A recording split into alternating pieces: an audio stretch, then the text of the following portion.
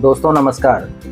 आज हम बात करेंगे कि आप देख रहे हैं कि अमेरिका भारत के ऊपर 50% का टैरिफ लगा रखा है और आए दिन कभी किसी कंपनी पे सैंक्शन लगा रहा है तो कभी कोई नया अमेंडमेंट बिल ला के कोई एक्ट लगा के इंडिया के ऊपर घात कर रहा है।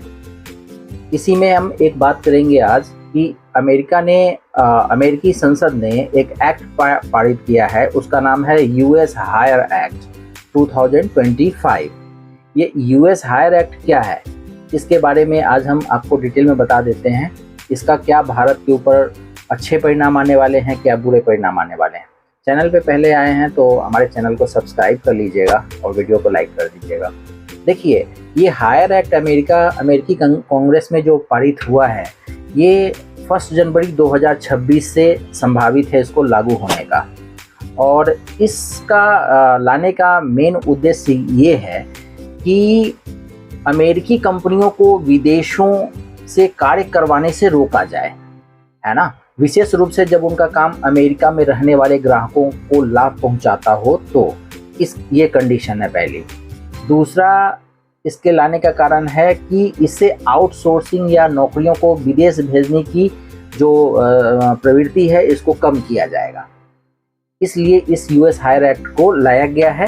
बट इसके अंदर बहुत सारे प्रोविज़न हैं और उसमें एक ये है कि देखिए, मोटा मोटा आपको मैं एक चीज़ बता रहा हूँ कि वो यूएस कंपनियाँ जो अपने यहाँ किसी कार्य को करवाने के लिए विदेश से मैन पावर को हायर करती थी, उसके एवज में उनको पेमेंट करती थी। उस पेमेंट पे गवर्नमेंट ऑफ यूएस ने आउटसोर्सिंग टैक्स के नाम से एक टैक्स लगाया है जो 25% होगा। अगर उस कंपनी ने किसी भारतीय कंपनी को, आईटी कंपनी को अगर 1 लाख की पेमेंट किया तो उसमें 25% यानी 25,000 रुपये तो उसको आउटसोर्सिंग टैक्स लग जाएगा। 75,000 की पेमेंट उसको सिर्फ इंडिया को आएगी और इससे उनको नुकसान होगा। तो वो ये सोचेंगे कि यार हम क्यों इंडिया से अपनी सर्विस को लेने के लिए हायर करें, हम यूएस पब्लिक को ही क्यों ना हायर करें जिससे हमारा ये 25% टैक्स बच जाए। और सबसे बड़ी बात ये है कि ये 25% का जो आउटसोर्सिंग टैक्स है दोस्तों, ये उनका जो बैलेंस शीट बनेगा उसमें एक्सपेंसेस में बुक नहीं होगा।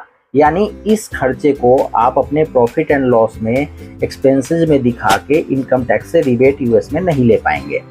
ये उन कंपनियों के ऊपर सबसे बड़ी दिक्कतें आ गई हैं। तो वो ये सोचेंगी कि ज़्यादा से ज़्यादा हम यूएस लोगों को ही हायर करें ताकि हमें यहाँ के लोगों को पेमेंट देना पड़े और हम टैक्स से बच जाएं।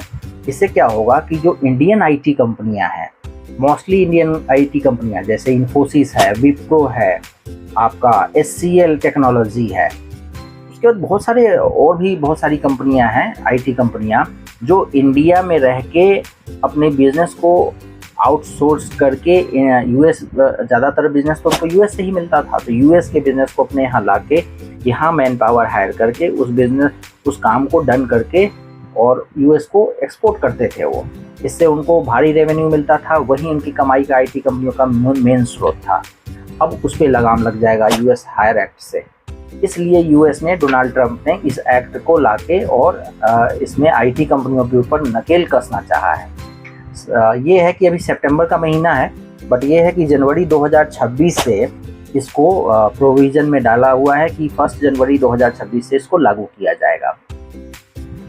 और इसमें सबसे बड़ी बात क्या है कि डोमेस्टिक वर्कफोर्स फंड, इसमें यूएस ने ये रूल बनाया है कि इस टैक्स को लगाने से जो फंड आएगा उसको यूएस का डोमेस्टिक वर्कफोर्स में लगाया जाएगा। इस फंड का उपयोग जूनियर शिक्षा में, प्रशिक्षण में, कौशल विकास में, वर्कफोर्स डेवलपमेंट कार्यक्रमों में इस पैसे का उपयोग किया जाएगा। मतलब कि ये पैसा यूएस के डेवलपमेंट पे खर्चा किया जाएगा और यूएस के कंपनी को बाहर से आउटसोर्सिंग करना बहुत ही महंगा पड़ जाएगा। ले दे के कहानी वही हो गई कि इंडिया के ऊपर नकेल कसो।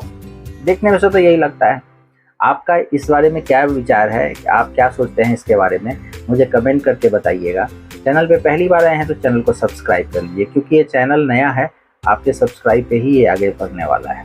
Thank you very much.